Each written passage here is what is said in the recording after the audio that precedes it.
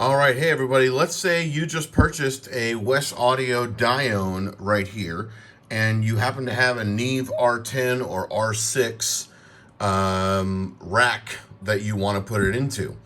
Obviously, there's going to need to be a modification that you do in order to make it fit, because the Dione has an extra connector at the very top of it that, for some reason, makes it not fit in a standard Neve R10 or R6. For today's video, it's going to be for the R10, but R10 and R6 are both have the same issue. But if you buy a WesAudio Dione right here, then you're going to need to do a slight modification to your Neve R10 or R6 in order to make it fit. Now, the modification really is simple. There is a little kind of PDF walkthrough on WesAudio's website.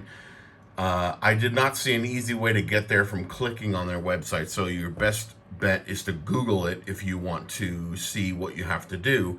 But if you just do a Google search for WesAudio Dione, and then put in R10 or R6, I would say put in R6 because that's what it's listed as. It'll show you a PDF called R6 mod, which is what you have to do in order to make this compatible. So to do that, you'll need one simple tool, and that is a set of needle nose pliers, right? Just like this. So now the modification that you'll need to do to your Neve R6 or R10, it is very simple. It is very simple to do.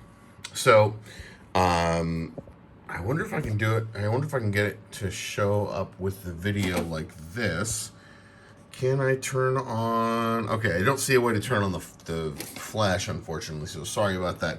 But what you'll need to do is take your needle nose pliers and go on the topmost screw for the two channels that you are going to be using with your Dione. Now, I've got my Dione already installed on channels 9 and 10 of my R10, but if I wanted to put it on 7 and 8 here, for example, I would need to take my needle nose pliers and then put the needle nose pliers on either side of both of these and remove them.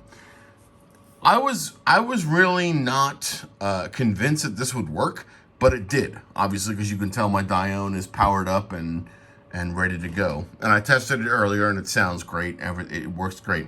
So all you really have to do is take your needle nose pliers, and then for both of the top screws right here, and I apologize that you can't really see this too well. I'm filming this with my phone, but you would basically put your needle nose pliers teeth on either side, and you'll have to press very hard. Press really hard. Squeeze the pliers and turn to the left, because you want to loosen the top screws right there. So when you do this and you squeeze real hard and you turn like that, you might have to do it 2 or 3 times, but then once you do that and you loosen the top screws right there, you can then go in with your fingers and then loosen the top screws with your fingers. Now, once the screws come out, you're going to get a screw that sort of goes into your hand like this, and then there's going to be a screw that sort of falls between that back PCB board, that back circuit board, and the very back of the unit. Now, the instructions say to do this while the unit is not rack mounted, but if you couldn't tell, mine is rack mounted. So I did this and just left the screws as they were. I don't think it's a problem to do that, but again, this is just my experience. I'm not saying to do that. If you have not rack mounted your R6 or R10, then follow the instructions that are on the follow the instructions that WesAudio gives, and be able to, and you should shake out the other screw from the screw that gets loosened, because I don't have any way to shine a light in there. But if you look, hopefully you can see this.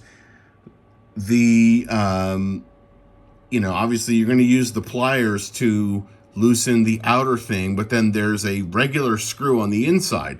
So once you loosen that screw, a regular screw is going to fall behind that PCB board that those connectors are attached to. So you'll need to, if you want to get rid of it, you'll need to shake the unit out. Mine is rack mounted already, so I'm not going to bother with it. If it becomes a problem, or if I start seeing any weird behaviors, then I'll probably unrack it and then shake it and hopefully trying to get those things out. I just don't want to do that because I've already got 2 mic pre's and 2 compressors and my Dione in there already. So I'm not going to do it for the moment. But again, your mileage may vary. Don't take this as a, indication as to whether you should or should not let the screw fall behind the PCB and stay there. That's completely up to you what you do. But I just wanted to make a quick video because there doesn't seem to be any videos about it. I tried to figure out what size those nuts were. I couldn't figure it out, so I just had to use a set of needle nose pliers. So go in there, hold, press and hold with your needle nose pliers. You'll need to squeeze it pretty hard, and then turn it to the left. You may have to do this a couple of times, but once you get it loosened, put your fingers in there, loosen it just like this. It will take a while because it seems to be a pretty long screw, but you'll need to loosen it quite a bit, and then you'll hear the sound of the screw behind the PCB fall. Then you can take the washer out. So obviously you want to take that out and make sure that's not going around inside your R6 or R10. But if you've not racked your R6 or R10 yet, you can certainly tip it upside down and shake it to try and get that screw to fall out. I did not do that. I worked on mine while it was already in the rack. That was my choice, and so far so good. Everything seems fine. I haven't noticed any issues with it, but I can tell you that removing those top 2 screws, which is really what the modification tells you to do as far as to make the Dione fit, removing those top 2 screws will make it fit. Because if you can look at this, my Dione is working just fine. I ran some material through it earlier. It sounds great. Everything works really well. And what's cool is these are touch sensitive. So even if I just touch it, those different knobs light up and everything like that. It's just really, really beautifully designed.